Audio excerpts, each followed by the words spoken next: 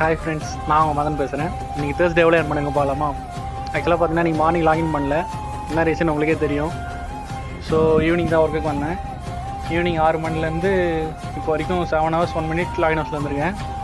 அப்புறம் 17 ஆர்டர் பார்த்துருக்கேன். Order Enix மட்டும் பார்த்தீங்கன்னா 699 ரூபா ஓட்டிருக்கேன்.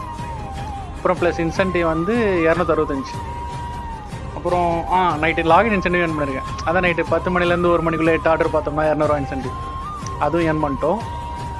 ஸோ இன்றைக்கி அப்படி இப்படின்னு கால்குலேட் பண்ணி பார்த்தா டோட்டல் ஏர்னிங்ஸ் பார்த்தீங்கன்னா 1164 ரூபா ஓட்டிருக்கேன்.